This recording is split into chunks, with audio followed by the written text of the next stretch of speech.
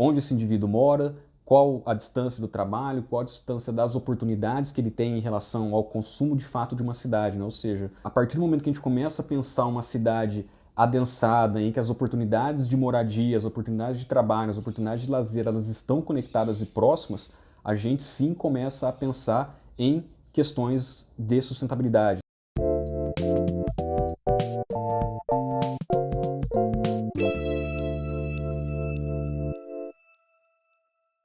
Meu nome é Cristian Lisboa, sou arquiteto urbanista formado pela Universidade Paulista, sou mestre em Engenharia Urbana pela Universidade Federal de São Carlos, a instituição a qual eu estou fazendo meu doutorado. O tema a ser discutido, as cidades e comunidades sustentáveis, é um tema extremamente relevante e conectado diretamente com a arquitetura e o urbanismo,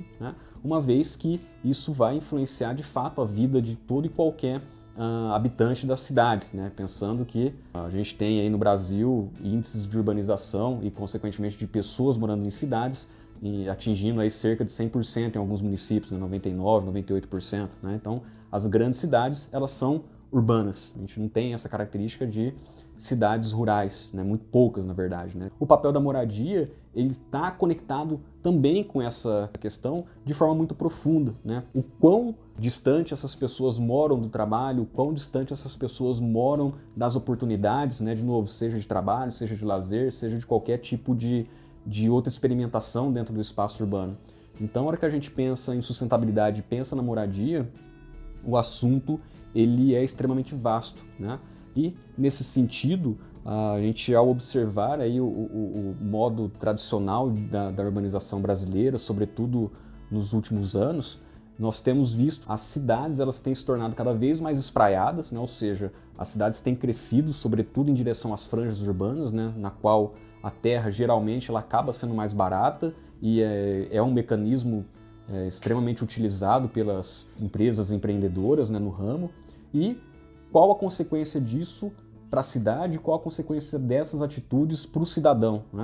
Isso leva a uma série de prejuízos, de qualidade de vida, de bem-estar, economia e saúde, uma vez que o camarada ele vai ter que se deslocar cada vez mais para realizar suas atividades cotidianas, ou seja, ele mora longe do trabalho, ele vai gastar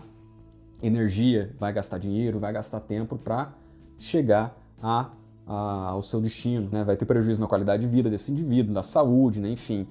Desta forma, então, a hora que a gente faz a discussão e a correlação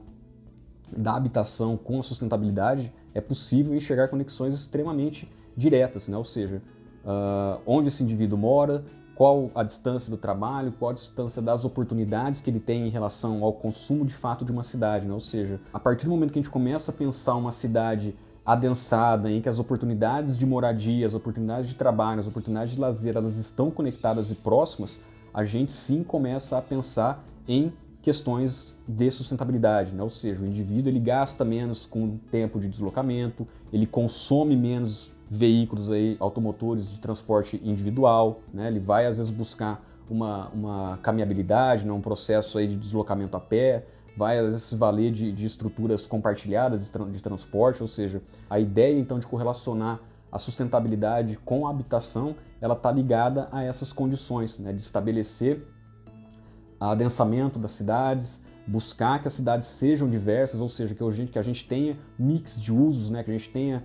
que se tenha a moradia, que se tenha o trabalho, que se tenha as oportunidades de lazer, ou seja, que a cidade então seja de fato possível de ser apropriada por todos os indivíduos, e que de fato ele não passe a morar longe por conta de valores e outras questões ligadas a preço e modos de produção, tal qual tem se verificado ao longo dos últimos anos nas cidades brasileiras.